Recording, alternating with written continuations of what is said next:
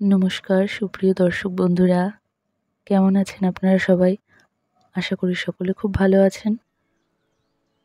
আজ আমি আপনাদের বিয়েবাড়ির স্টাইলে চিকেন রোস্ট করে দেখাবো।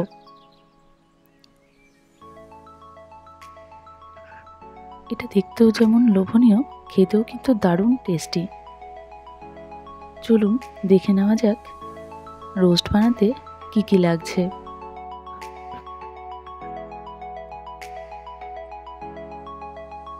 সবার প্রথমে আমি চিকেন লেগ পিস নিয়ে নিয়েছি 3টি মতো। একটু বড় বড় সাইজের পিস করেছি আমি লেগগুলো। রোস্টের পিস একটু বড় বড় না হলে বেমানান। তো আমি ছুরির সাহায্যে কিছুটা কেটে কেটে নিয়েছি যাতে মশলাগুলো ভালো করে ইনট্যাক্ট করে। সবার প্রথমে আমি চিকেনগুলো ভালো করে ধুয়ে পরিষ্কার করে নিয়েছি।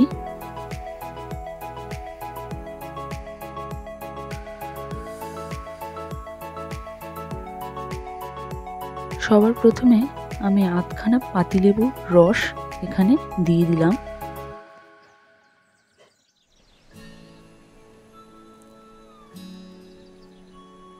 পরিমাণ মতো নুন,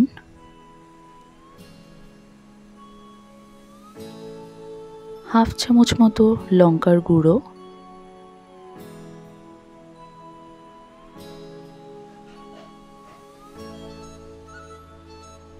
এগুলো দিয়ে খুব ভালো করে হাতের সাহায্যে আমি চিকেন পিসগুলোকে মাখিয়ে নেব।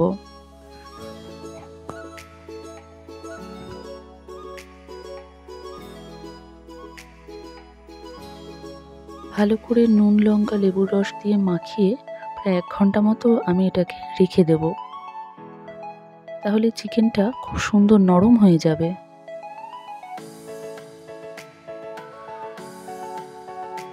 এর মধ্যে একটা প্যানে কিছুটা তেল গরম করে নিয়ে তাতে আমি কিছুটা পেঁয়াজ বেরেস্তা বানিয়ে নেব। তার জন্য 4-5টা মিডিয়াম সাইজের পেঁয়াজ পাতলা পাতলা করে আমি কেটে নিয়েছি। অনবরত নাড়াচাড়া করে পেঁয়াজ কুচিগুলো ভেজে নেব।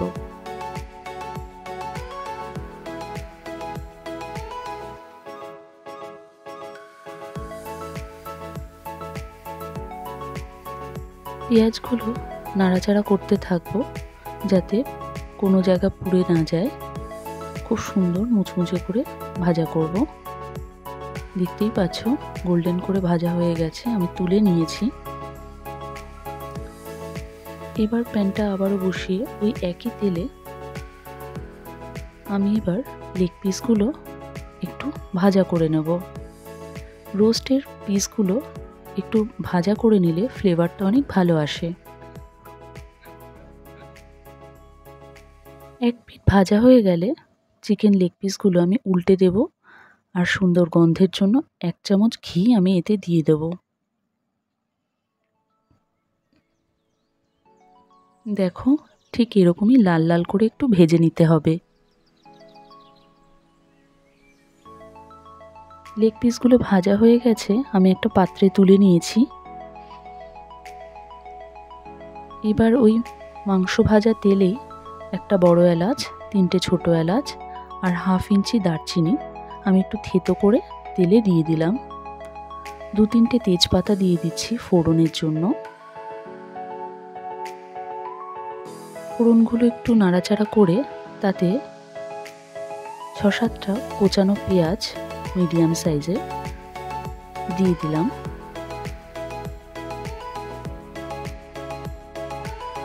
অনবরত নেড়ে চেড়ে পেঁয়াজগুলোকে একটু নরম হওয়া পর্যন্ত ভেজে নেব।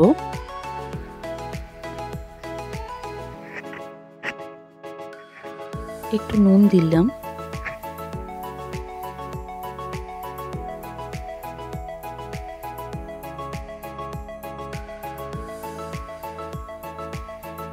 পেঁয়াজটা একটু ভাজা ভাজা হয়ে এলে 1 চামচ মতো আদা বাটা দেব। নেড়ে চেড়ে একটু ভেজে নিয়ে 1 চামচ রসুন বাটা,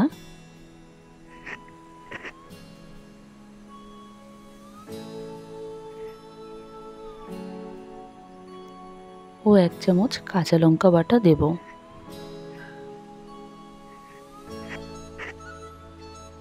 কাঁচা মশলাগুলো খুন্তির সাহায্যে ভালো করে ভাজা ভাজা করে নেব।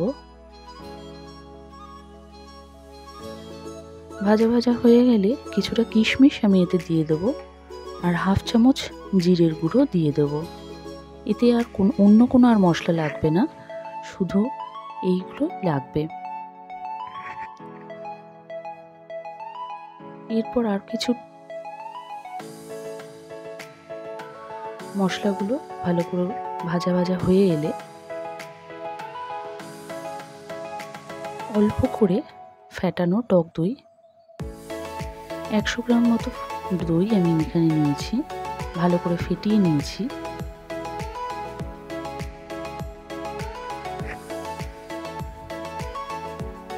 দইয়ের সাথে পেঁয়াজ ও রসুন এগুলো ভালো করে কষে এলে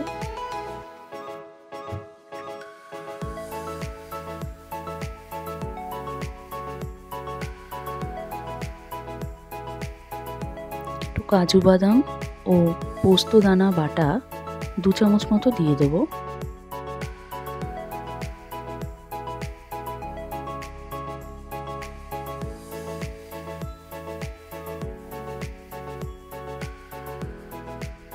স্বাদ মতো একটু নুন দিলাম।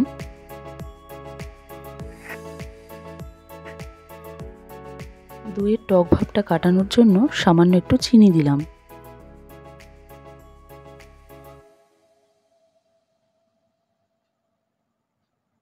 নেড়েচেড়ে একটু মিশিয়ে নিয়ে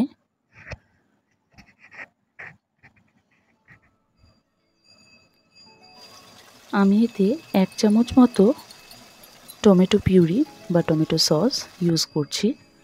এটা সুন্দর রঙের জন্য, আপনারা চাইলে স্কিপও করতে পারেন।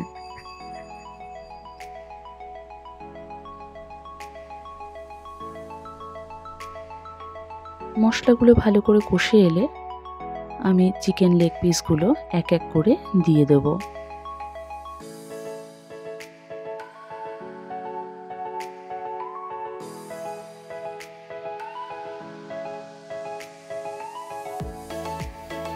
খুন্তির সাহায্যে উল্টে পাল্টে চিকেনের পিসগুলোর সাথে মশলাগুলোকে মিশিয়ে নেব।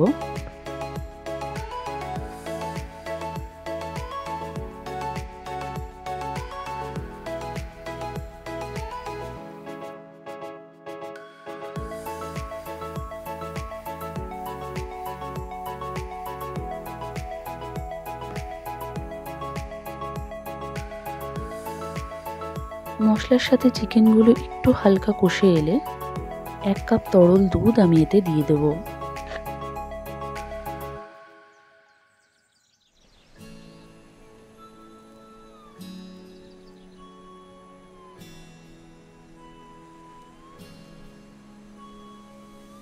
চিকেনের রোস্টটাকে শাহি স্বাদ আনার জন্য আমি এতে একটু আমুলের গুঁড়ো দুধ ব্যবহার করেছি।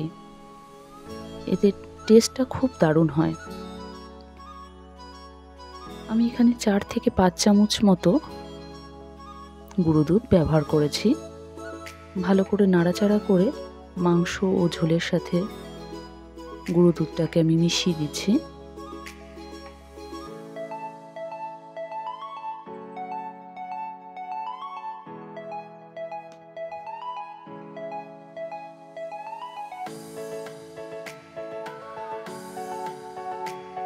সমস্ত মশলা আমার মোটামুটি দেওয়া হয়ে গেছে। এবার এই দুধ, মশলা ও মাংসটাকে আমি ঢেকে ঢেকে ভালো করে কষে নেব। তার জন্য একটু ঢাকা চাপা দিয়ে দেবো। কিছুক্ষণ অন্তর অন্তর ঢাকা খুলে ভালো করে একটু নেড়ে নেড়ে দেখে নিতে হবে যাতে নিচে ধরে না যায়। একটু বাদে আমি 1 চামচ ঘি ও 4-5টা কাঁচা লঙ্কা সুন্দর গন্ধের জন্য এখানে দিয়ে দিলাম। লঙ্কাটা গোটা দিলেই ভালো, যাতে ঝাল হবে না অথচ সুন্দর গন্ধ হবে। আর 1 মুঠো বেরেস্তা আমি এখানে দিয়ে দিলাম। এতে টেস্টটাও যেমন ভালো হবে, দেখতেও সুন্দর হবে।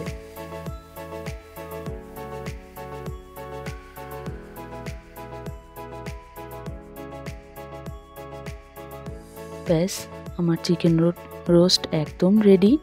এখন পরিবেশনের পালা।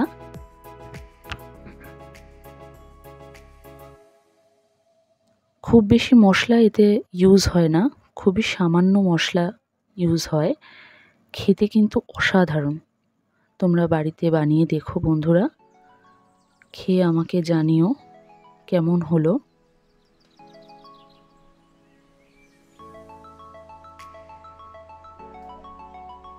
সবথেকে সহজ এবং সুস্বাদু পদ্ধতিতেই ভিডিওটা তোমাদের সাথে শেয়ার করলাম। আমরা বাড়িতে এইভাবেই করে থাকি, তোমরাও বাড়িতে বানিয়ে খেয়ে দেখো, খুব ভালো লাগবে।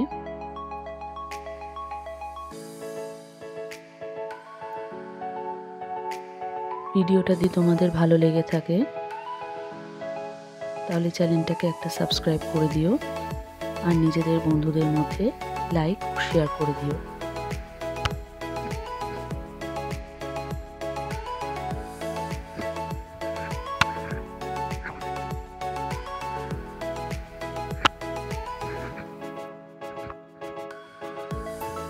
আজ আসি বন্ধুরা, আবার অন্য কোনো দিন দেখা হবে অন্য কোনো রেসিপি নিয়ে। টাটা।